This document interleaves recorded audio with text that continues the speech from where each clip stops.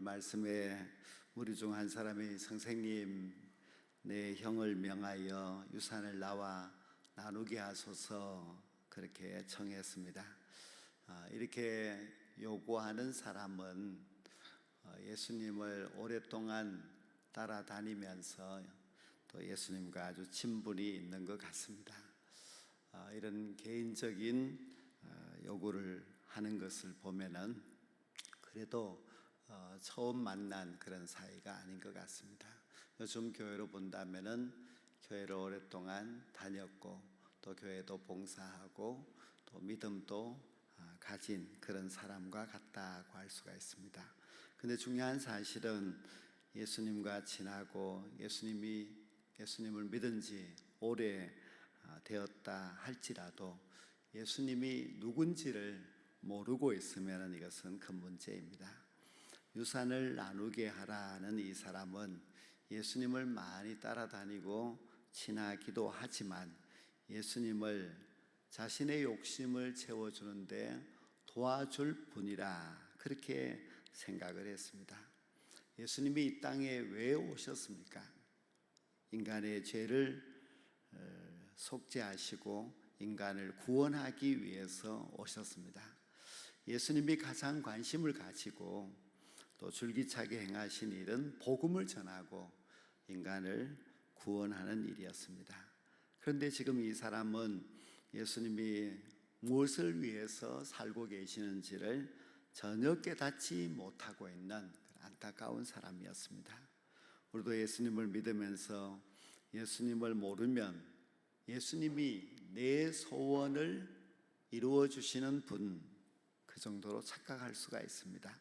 그래서 기도할 때도 주님, 나의 기도의 제목은 이것입니다. 이것을 꼭 이루어 주십시오 하고 기도할 때가 많지요. 그러나 정말 그 기도가 예수님의 마음에 드는 그런 기도일까? 우리가 예수님이 누군지를 잘 알고 예수님께 구하고 있는 것일까? 그런 생각을 하지 않을 수 없습니다. 우리는 예수님이 누군지를 잘 알아야만 합니다. 예수님은 잃어버린 자를 찾아 구원하러 오신 분이십니다. 세상을 사랑하셔서 구원하시고 영생을 주시기 위해서 오셨습니다. 예수님의 그 삶의 목적은 결국 영혼 구원이었습니다. 돈과 유산이 중요한 것이 아니라 구원이 중요하고 또 영생이 중요한 것입니다. 한 사람이 자기 욕심을 채우는데 도와달라는 부탁을 하자 예수님은 그 부탁을 들어주지 않습니다. 이 사람아, 누가 나를 너희의 재판장이나 물건 나누는 자로 세웠느냐? 삼가 모든 담심을 물리치라. 사람의 생명이 그 소유에 넉넉한 데 있지 아니하리라 하셨습니다. 그 사람은 예수님을 이용하려다가 자기의 뜻을 이루지 못했으니 아마 실망하고 예수님을 떠나갔을 것입니다. 여기서 사람의 생명이 그 소유에 넉넉한 데 있지 아니하리라 하는 그 말씀은 사람의 인생은이라는 그런 뜻입니다. 그래서 사람의 인생은 소유에 넉넉한 데 있지 않다는 말씀이죠. 예수님은 사람의 인생에서 무엇이 가장 중요한지를 가르쳐 주고자 했습니다. 사람의 인생에서 소유가 중요한 것이 아니고 또 그 소유가 넉넉한 데 있는 것이 아니라는 말씀입니다. 그 사실을 가르쳐 주기 위해서 예수님께서 한 부자의 이야기를 비유로 말씀하십니다. 한 부자가 그 밭에 소출이 아주 풍성하였습니다. 그래서 내가 곡식을 쌓아둘 곳이 없다, 어찌할까 고민을 했습니다. 그리고는 그가 결정하기를 곡간을 더 크게 짓고 그 모든 재산을 쌓아두자, 그렇게 결정을 하였습니다. 우리가 볼 때 이 부자의 경제 정책은 아주 합당하게 지혜롭게 하였다고 할 수 있습니다. 그때는 은행 같은 것이 없는 시대였기 때문에 훗날을 대비하는 것이었고 훗날을 대비하기 위해서 가장 좋은 방법은 창고를 지어서 창고에 저축하는 일이었습니다. 여러 해 쓸 물건을 저축해 두었으니 이제 육신도 안심이 되고 또 그 영혼도 아주 평안했습니다. 그래서 그 부자는 자기 영혼에게 영혼아, 여러 해 쓸 물건을 많이 쌓아두었으니 평안히 쉬고 먹고 마시고 즐거워하자고 했습니다. 이렇게 물질이 넉넉하니 걱정도 없을 것 같고 또 물질이 아주 넉넉하게 쌓여 있으니 그가 그 영혼도 범사도 다 잘 될 것 같다는 그런 희망을 가지게 됩니다. 그런데 이 부자에게 문제가 생겼습니다. 하나님께서 그의 영혼을 오늘 밤에 찾아가시겠다. 그것은 그가 이제 오늘 밤에 죽는다는 그런 뜻이지요. 하나님은 왜 부자에게 어리석은 자여 오늘 밤에 내 영혼을 도로 찾으리니 그러면 내 준비한 것이 누구의 것이 되겠느냐 하셨겠습니까? 물질의 부유함이 영혼에 도움을 주지 못한다는 겁니다. 돈이 많으면은 영혼이 동시에 잘 될 것이라고 생각했는데 그렇지 못한 겁니다. 부자에게 물질의 풍요함은 죄라는 이야기가 아니라 탐심은 하나님을 보지 못한 것이라는 말씀입니다. 부자가 되면서 물질이 하나님보다도 더 귀한 것이 되고 말았습니다. 물질을 더 귀하게 여기느라 하나님을 더 귀하게 여기지를 못했습니다. 즉 소유의 넉넉함이 그의 인생을 망치고 만 것입니다. 하나님이 그 사람이 부자이기 때문에 배가 아파서 그 영혼을 도로 찾아가시는 것이 아닙니다. 그 부자는 넉넉한 물질이 내 미래를 책임져 줄 거라 그렇게 생각했습니다. 그런데 물질이 책임져 주는 것은 아닙니다. 그의 미래를 책임져 주시는 분은 하나님이십니다. 우리 인생을 보장해 주시는 분은 하나님이십니다. 물질을 의지하고 살아가게 되면 우리가 하나님 앞에서 참 잘못 산 것이고 하나님이 매우 실망하실 것입니다.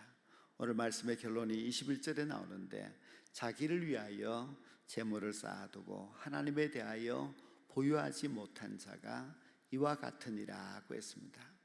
하나님은 보이지 않고 자기만을 위해서 살던 사람은 어리석은 자라는 뜻입니다. 자기를 위해 사는 사람은 하나님께 부유하지 못합니다. 꼭 물질뿐만 아니라 우리가 시간도 자기를 위해서, 우리의 재능도 자기를 위해서, 또한 우리의 은사도 자기를 위해서 쓰게 되면은 결코 하나님 앞에서 부유한 자가 될 수가 없습니다. 우리의 보물을 하늘에 쌓아두는 사람이 참 지혜로운 자입니다. 즉 우리가 어디에다 투자를 해야 되는가 하는 것을 알아야 하는데요, 우리는 물질뿐만 아니라 그 모든 것을 가지고 우리가 하늘나라의 그 보물을 쌓아두는 그런 삶을 살아갈 때에 지혜로운 인생이라고 할 수가 있습니다. 우리가 인생을 잘 살려면 하나님을 깊이 생각하며 살아야만 합니다. 물질을 더 중요하게 생각하면 안 됩니다. 가장 중요한 것은 우리가 하나님을 사랑하는 것입니다. 하나님을 사랑한다는 것은 우리가 하나님의 나라를 위해서 우리의 보물을 그곳에 쌓아두는 삶을 말합니다. 오늘 본문에 나오는 부자의 안타까움이 무엇입니까? 자기에 대해서는 부유했지만 하나님께 대해서는 부유하지를 못했습니다. 오늘날에는 이런 부자와 같은 사람들이 참 많습니다. 그래서 이 말씀이 오늘 살아가는 또 물질에 집착하면서 살아가는 우리들에게 귀한 교훈을 주고 있습니다. 하나님의 관심은 사람입니다. 하나님이 이 땅에 예수님을 보내실 때에 우리를 천국으로 인도하시기 위해서 보내셨습니다. 예수님은 죄로 말미암아 죽을 수밖에 없는 우리 인생을 구원하시기 위하여서 자기의 온 몸을 십자가 위에 내어놓으셨습니다.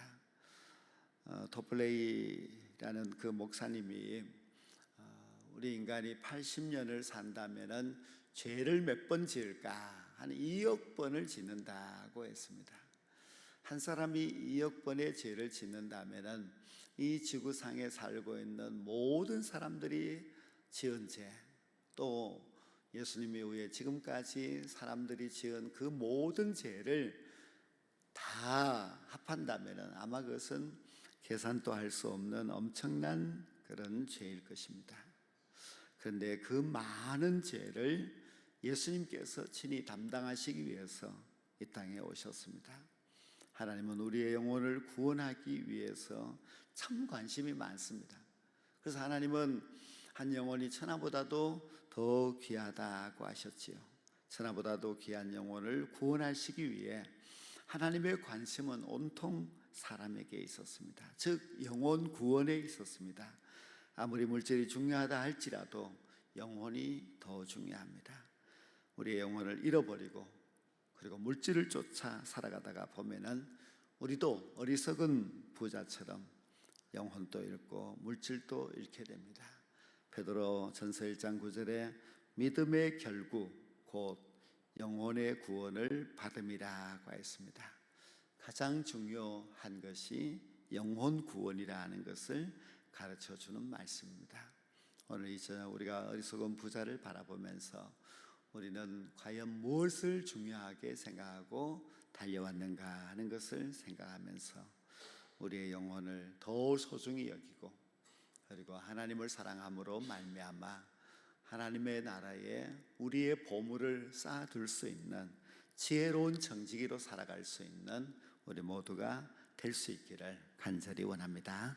기도드리겠습니다.